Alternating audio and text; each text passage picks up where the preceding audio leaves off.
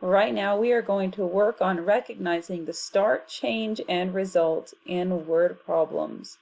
And the first thing I would like for you to do is to gently tear out this little worksheet from the back of your packet. On it you have boxes that are labeled start, change, and result, and you'll have a row for each set of problems that we do. We'll do 4 problems together. So go ahead and get that out. You'll need a pencil too. And whatever I write in my boxes, I want you to write in your boxes. So pause your video, pull that out, and come back to me. All right, our first problem we are working with. Now, before we read the problem, let's talk about start, change, and result. In every word problem, you're starting with an amount. You might not be told the amount, but there's an amount, and that amount changes somehow. Either that amount goes away, or it's multiplied, or it's divided, or it's added, and sometimes there's 2 steps, and then there isn't a result, an end result in that word problem. So it is our job today to use the start, change, result to help us figure out in a word problem what are the different changes that happen. So the word problem that we are working on says there are 48 pine trees currently in the park. Park workers will plant 37 more pine trees today. How many pine trees will the park have when the workers are finished? Well, let's ask ourselves, what can we put in the start, change, result boxes? Well, are we starting with any amount? Does the word problem give us an amount that we started with? I'm going to give you a moment to ask yourself that. Look at the problem. And if you told me, yes, Mrs. Stalkup, there are, you are correct. It says there are 48 pine trees currently in the park. So we are starting with 48 pine trees in the park. Okay?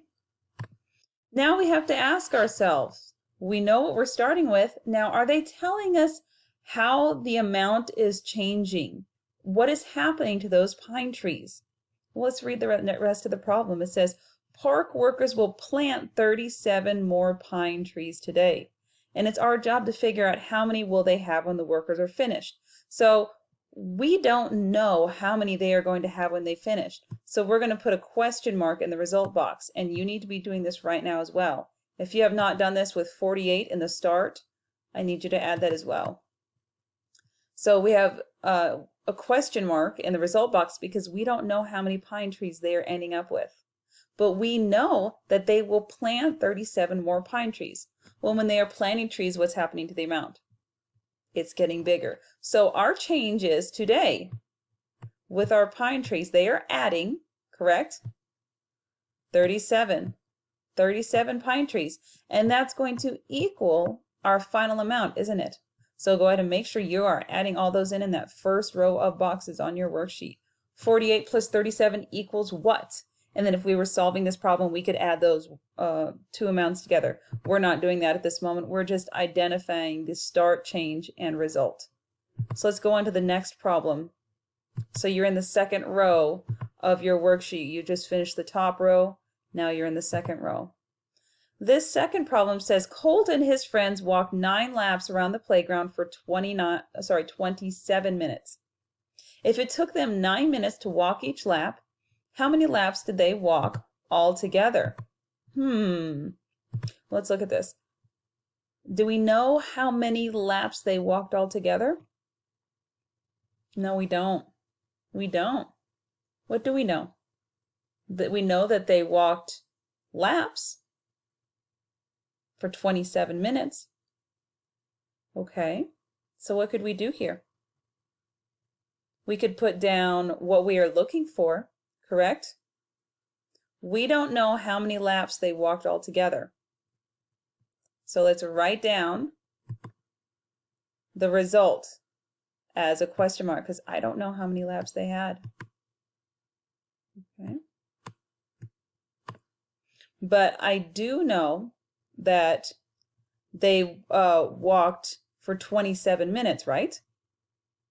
So can we put a start there? We started with 27 minutes, right? And then now we have the change to fill in. This is where we need to decide what are we doing in this word problem. If it took them 9 minutes to walk each lap, how many laps did they walk altogether? Well, ask yourselves, what are we doing in this problem? If it took 9 minutes to walk each lap, and we know that they walked for 20 minutes total, we can use the word each to help us in this situation, right?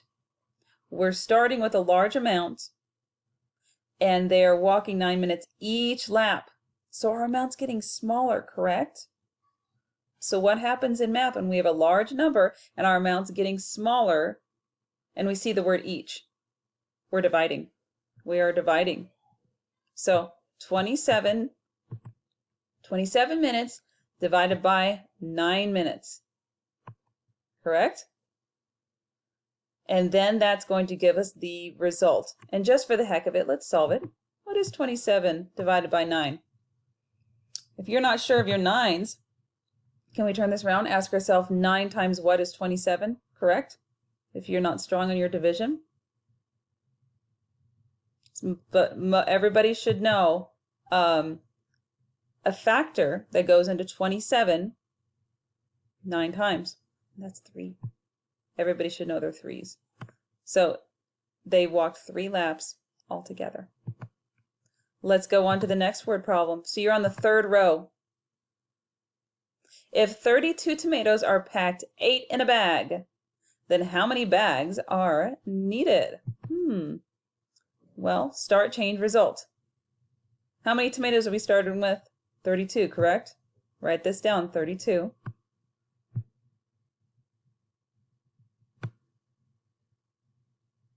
And what are we looking for? We need to know how many bags we're ending up with, correct? Let's get that question mark in there. Now 32 tomatoes are packed 8 in a bag. 8 in a bag. So 8 tomatoes per bag, or 8 tomatoes in each bag. Ooh, each. We hear that clue word, that key word, right? So what's happening to our amount? It's getting smaller, and it's getting smaller by 8s over and over and over again. So what are we doing again? We're dividing. Very good. So 32 divided by 8. We've got 32 tomatoes split evenly into 8 bags. How many bags will we have? 4. 4. So we started with 32 tomatoes, we split them up, and we got 4. Let's do our last problem together. There were 9 black cats sitting in a tree and 4 black cats on the ground. How many more cats were in the tree than on the ground? Well, I'm looking at this problem and I'm automatically seeing some keywords. I'm seeing how many more cats were in the tree than on the ground. So when I see the phrase how many more, that means there's a difference in the amount. And when there's a difference in the amount in math, we are subtracting. We are subtracting. That means we started with 9 cats in a tree, right? And there are 4 cats on the ground, right? But we need to know how many more were in the tree than on the ground. We don't know. How many more were there? But that's where subtraction can come into handy. Now 9 take away something equals 4. Now the rules of math, we can flip-flop the add-ins in a subtraction problem, the 2 numbers that add up to make the first number. So I'm just going to do a little switcheroo here, and I'm going to make this 9 take away 4 equals the amount of cats that were on the ground. That would be 5. And you should have been filling that in along with me. And I know that this is some basic, simple math problems, but this is helping us recognize how the amount changes in a word problem. We'll start getting into the more serious word problems in our next step. But I just want you to recognize these smaller changes. So thank you for learning with me on recognizing the start, change, result, and word problems.